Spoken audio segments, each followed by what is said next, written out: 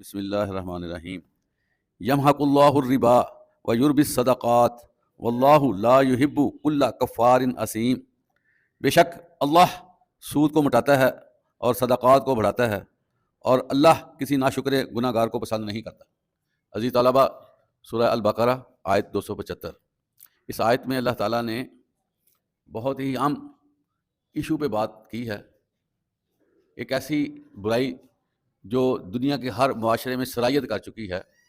آج سے 1450 سال پہلے ہی اس کے جو خطرناک اثرات تھے اس کے بارے میں بتا دیا گیا تھا، لیکن دنیا جو ہے وہ اس کام میں پیچھے لگی ہوئی ہے جو ہر طرح سے نوع انسانیت کے خلاف کام ہے، یعنی کہ سود کو چلانا۔ اس وقت عزیز طلبہ پوری دنیا سود لینے اور دینے میں جٹکی ہوئی ہے۔ غریب ممالک سود دے رہے ہیں، امیر ممالک ان سے سود وصول کر رہے ہیں۔ اور عزیز طلبہ، بات یہاں تک ختم نہیں ہو جاتی۔ جب کسی معاشرے میں سود کا معاملہ شروع ہو جائے تو معاشرے میں طبقاتی اونچ نیچ شروع ہو جاتی ہے۔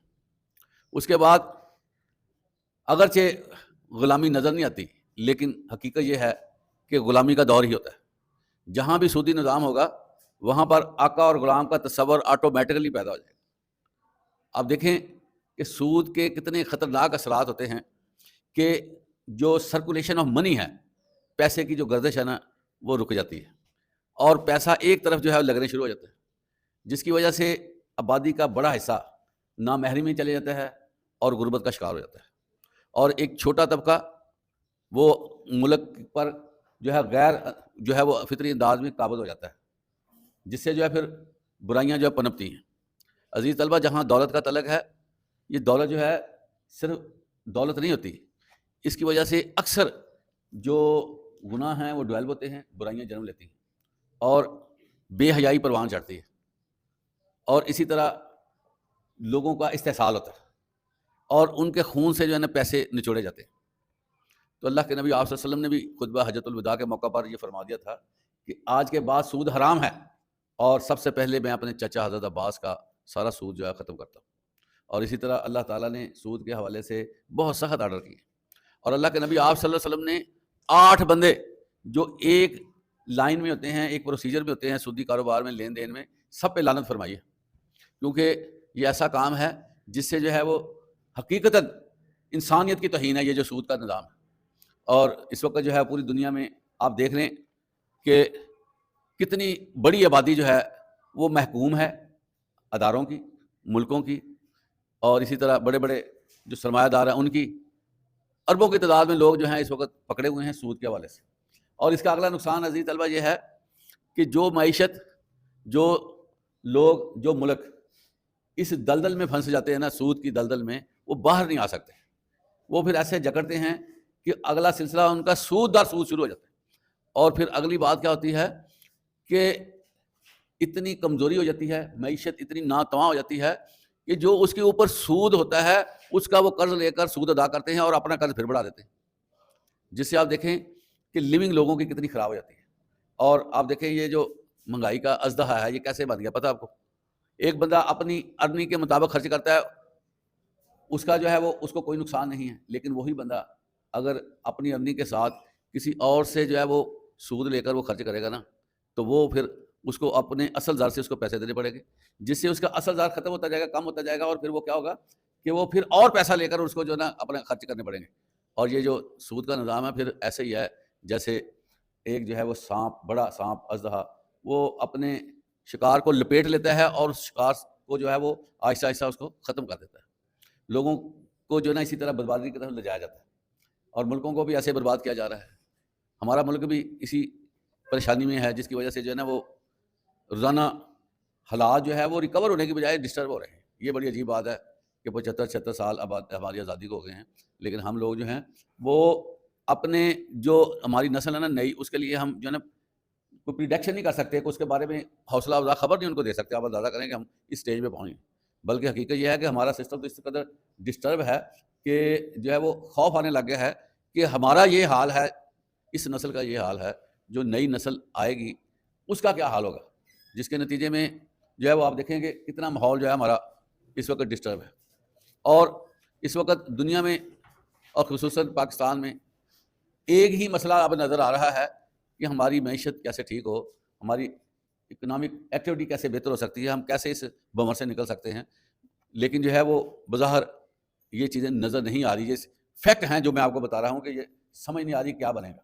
تو اللہ تعالیٰ نے قرآن مجید میں یہ فرما دیا تھا کہ اللہ تعالیٰ سود کو مٹاتا ہے، نظام جو ہے نا سود میں برکت اللہ نے اڑا دی ہے. اس کے بعد اللہ تعالیٰ فرماتے ہیں وَيُرْبِي الصَّدَقَاتِ، اور صدقات کو بڑھاتا ہے. عزیز طلبہ، اللہ کے ہاں صدقات کا بہت بڑا اجر ہے. اور بندہ جو ہے نا بندہ اپنے گناہوں میں جھٹکا ہوتا ہے، پھنسا ہوتا ہے، لیکن وہ اللہ کی راہ میں دینے سے اللہ کے غیظ و غضب سے بچ جاتا ہے. اور سب سے زیادہ جو ہے وہ اس بندے کو پسند کیا گیا ہے جو سخی ہوتا ہے، جو اللہ کی راہ میں بانٹنے والا ہوتا ہے، اور اللہ تعالیٰ کی اس پہ قربت آتی ہے جو بندہ بانٹنے والا ہوتا ہے. اور یہی آپ دیکھیں کہ جو بندہ اپنی جیب کو ہلکی کرتا ہے اللہ تعالیٰ اس کو بڑھا چڑھا کر واپس کر دیتا ہے. من ذا الذی یقرض اللہ قرضا حسنا فیضاعفہ اضعافا کثیرا، کون ہے جو اللہ کی راہ میں قرض دے اور اللہ تعالیٰ اس کو بڑھا چڑھا کر اس کو واپس کرے گا. آپ دیکھیں جو بندہ اللہ کی راہ میں دیتا ہے اللہ تعالیٰ اس کو اپنے لیے قرض شمار کرتے ہیں، اور پھر اللہ تعالیٰ فرماتے ہیں کہ اس کو میں بڑھا چڑھا کر واپس کر دیتا ہوں. ایک تو اللہ تعالیٰ دنیا میں ہی اس بندے کو وافر رزق دیتے ہیں جو اللہ کی راہ میں خرچ کرتا ہے، لیکن اس کے بعد کیا ہے آخرت میں اس کو بہت زیادہ اعزازہ دیا جاتا ہے. اور آخرت میں اس کے لیے جو ہے نا بڑی خوشخبری ہے جو اللہ کی راہ میں بانٹتے رہتے ہیں، دیتے رہتے ہیں. حدیث میں آتا ہے کہ ایک بندہ اللہ کی راہ میں خرچ کرتا ہے، اس کو جو ہے وہ 70 گنا ثواب مل جاتا ہے. اب اس کے دل میں اگر اور خلوص ہے اللہ کی رضا حاصل کرنے کے لیے تو 70 سے اس کا 700 گنا بھی ہو جاتا ہے. اور اسی طرح اور اگر وہ خواہش رکھتا ہے کہ میں اللہ کو راضی کروں، وہ 700 سے بھی پلس ہو جاتا ہے، ان گنت ہو جاتا ہے. تو اللہ تعالیٰ ہمیشہ عنایت فرماتے ہیں. اور انسان کو یہ سمجھ لینا چاہیے کہ یہ جو رزق ہے نا یہ میری ذہانت کا نتیجہ نہیں ہے، یہ اللہ کی دین ہے. اور جس نے دیا ہے اگر میں اس کی راہ میں دے دوں گا تو میرا تو اس میں کوئی نہیں مسئلہ، لیکن اللہ تعالیٰ کہتے ہیں نہیں تم نے دیا، میں نے اس کو جو ہے وہ پلٹ کر تمہارے لیے کئی گنا کر دینا. اور آپ دیکھیں کہ صحابہ کرام جس میں حضرت عثمان رضی اللہ عنہ شامل ہیں، سر فہرست ہیں، کہ جو ان کے ہاتھ میں مال ہوتا ہے وہ اللہ کی راہ میں لٹاتے ہیں، لیکن اس کے بعد حضرت عثمان کو اس درجہ اور زیادہ مال مل جاتا ہے. اور اسی طرح وہ اللہ تعالیٰ نے ان کو مدینے کا ایک متمول ایک جو ہے نا بڑا امیر آدمی بنایا ہوا تھا. حالانکہ وہ دیتے سب سے زیادہ تھے لیکن ملتا بھی ان کو اسی طریقے سے تھا. اس لیے ہمیں کوشش کرنی چاہیے کہ ہم جو ہے وہ اللہ کی راہ میں دیں. آپ علیہ الصلوۃ والسلام نے فرمایا کہ تم آگ سے بچو، اگرچہ کھجور کا کچھ حصہ ہی دے کر صحیح. یعنی کہ ضروری نہیں ہے کہ زیادہ پیسے ہوں تو وہی اللہ کے ہاں قبول ہونے ہیں. ایک بندے کے پاس 10 روپے ہیں تو اگر وہ اس میں سے ایک روپیہ بھی خرچ کر دے گا تو اللہ کو یہ چیز پسند ہے. اس لیے اس پہ غور نہیں کرنا چاہیے کہ میرے پاس پیسے ہی تھوڑے ہیں. ایک دفعہ آپ صلی اللہ علیہ وسلم نے غزوہ تبوک کے موقع پر یہ اعلان فرمایا کہ ہر بندہ جو ہے وہ اس جو اسٹرائک شروع ہو رہی ہے، جو جنگ کا معاملہ بنا ہوا ہے، اس میں ڈونیٹ کرے. تو سارے صحابہ نے اپنے بڑھ چڑھ کر حصہ لیا. حضرت ابوبکر صدیق کا سارا سامان، اور اسی طرح حضرت عمر آدھا سامان، اور دیگر صحابہ حضرت عثمان نے بہت زیادہ اس میں ڈونیٹ کیا. لیکن ایک صحابی تھا اس کے پاس پیسہ ہی کوئی نہیں تھا. وہ گیا یہودی کے باغ میں، اس نے وہاں پر محنت کی، یہودی کے باغ کو پانی لگایا، ساری اس کی سیٹنگ جو بھی ایک ذمہ داری ہوتی ہے گارڈنر کے حوالے سے. تو اس کو اس کے وزانے کے طور پر کھجوریں ملیں، کچھ کھجوریں ملیں.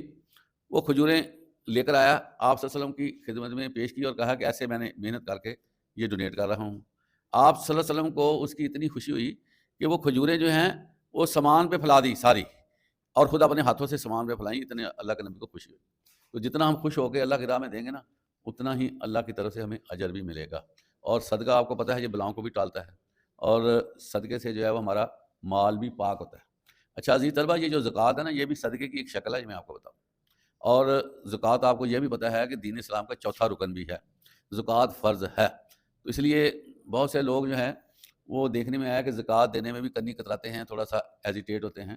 تو اس میں کوشش کرنی چاہیے کہ زکوٰۃ جتنی بنتی ہے اس سے کم نہ رکھی جائے بلکہ اس سے زیادہ زکوٰۃ دی جائے، تاکہ جو ہے نا وہ جو غریب غربا ہیں ان کو جو ہے رزق مل سکے. اللہ تعالیٰ نے ایک سرکل بنایا ہوا ہے.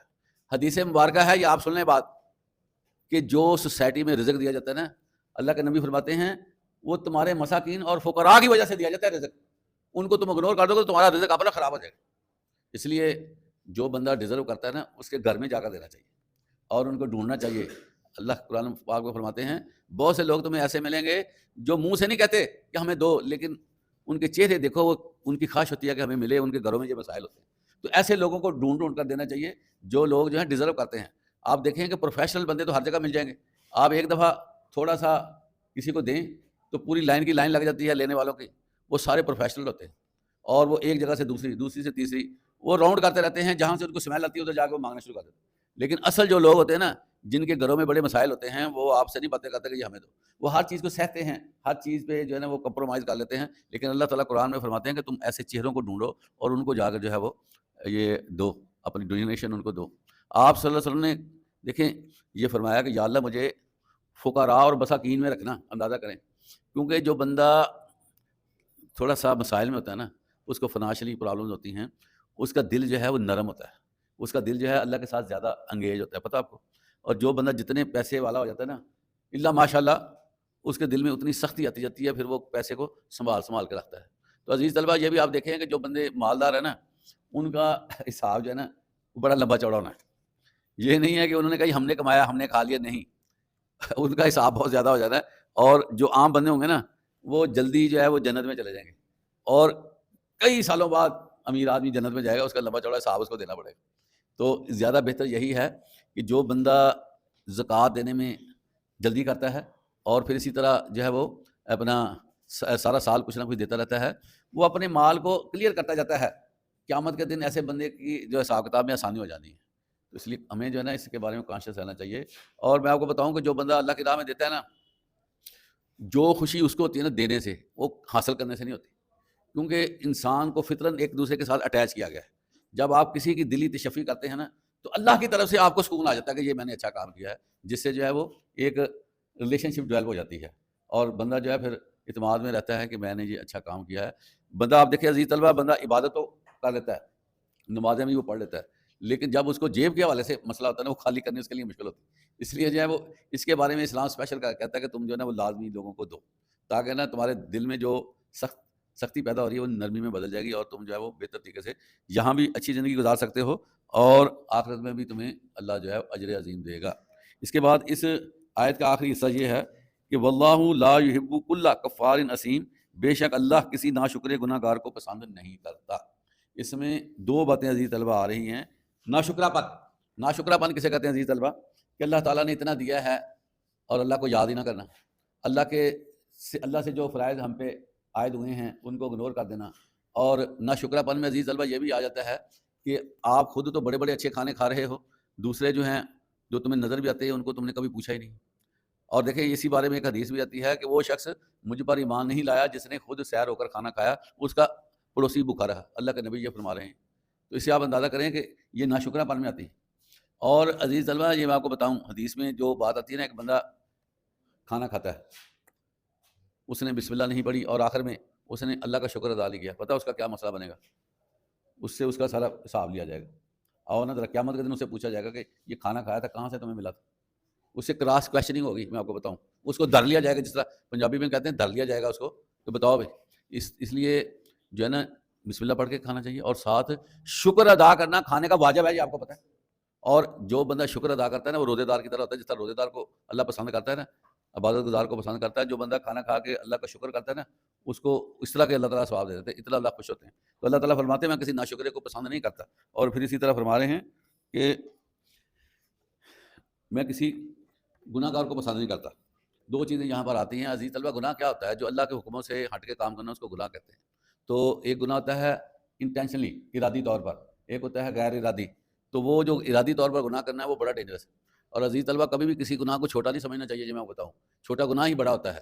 اور جو انٹینشنلی کیا جائے نا کہ مجھے کوئی پرواہ نہیں، اللہ کی ناراض ہوتا ہے تو ہوتا رہے، تو وہ گناہ جو ہے اس کے سر چڑھ جاتا ہے. اللہ کو اس پہ غصہ آتا ہے کہ دیکھو اس کو پتہ ہے میں ناراض ہوتا ہوں، میں اس کا رب ہوں، میں ناراض ہوتا ہوں، لیکن پھر بھی وہ اس میں باز نہیں آتا اور گناہ میں تسلسل رکھتا ہے. تو عزیز طلبہ کوشش کریں زندگی میں ایک فیصلہ ضرور کر لیں. میں آپ کو بتاؤں یہ فیصلہ آپ کی زندگیاں بدل دے گا. چھوٹا فیصلہ لیکن زندگی بدل دے گا کہ میں نے خود ارادی طور پر گناہ نہیں کرنا. میں نے خود ارادی طور پر گناہ نہیں کرنا. ہاں اللہ نہ کرے اگر ہو گیا تو میں اللہ سے معافی مانگوں گا. اور یہ بھی میں آپ کو بتاؤں عزیز طلبہ، بڑے ایسے گناہ ہیں جو بندے کے غیر ارادی ہوتے رہتے ہیں. وہ ان گنت گناہ ہو جاتے ہیں جو غیر ارادی ہوتے ہیں. تو اگر گناہ سے کریں گے تو کتنا خطرناک پہلو ہوگا. تو غیر ارادی جو گناہ ہوتے ہیں نا، بندہ وضو کر رہا ہے اللہ معاف کر دیتا ہے، بندہ نماز پڑھ رہا ہے اللہ معاف کر دیتا ہے، روزے رکھے ہیں اللہ معاف کر دیتا ہے، زکوٰۃ دی اللہ معاف کر دیتا ہے، لیکن جو انٹینشنلی گناہ ہوتا ہے وہ بڑا مسئلہ بن جاتا ہے اس کا، وہ اس کی جو ہے نا کیفیت اس گناہ سے بڑی مختلف ہوتی ہے. تو اس لیے کوشش کریں کہ انٹینشنلی گناہ سے بچیں اور جو پچھلے گناہ ہو گئے ہیں ان سے معافی مانگیں. اگر انٹینشنلی گناہ آپ سے ہو جاتا ہے نا عزیز طلبہ، پھر بھی معافی مانگنا ضروری ہے. پھر بھی آپ یہ نہ کہیں کہ اب میں سے یہ گناہ ہو گیا ہے تو میں کیا کروں. نہیں، ہر گناہ کی معافی ہے، اس کا ہر گناہ کی معافی ہے. اس لیے گناہ کر لیں تو یہ اکڑے نہ کہ مجھ سے گناہ ہو گیا میں کیا کروں، بس ایسے ٹھیک ہے. نہیں، گناہ جو ہے نا یہی شیطان اور انسان مسلمان میں فرق ہے یا کافر میں فرق ہے کہ وہ اکڑتا ہے گناہ کر کے، لیکن جو ہوتا ہے نا مسلمان ایمان والا وہ جھک جاتا ہے، وہ کہتا ہے کہ یا اللہ تیری پناہ غلطی ہوگی معافی دے دے. تو یہ انسان عام اللہ کے بندے میں اور دوسرے بندوں میں یہ فرق ہوتا ہے. تو اللہ تعالیٰ ہمیں اس فلسفے کو سمجھنے کی توفیق عطا فرمائے. وآخر دعوانا الحمدللہ رب العالمین.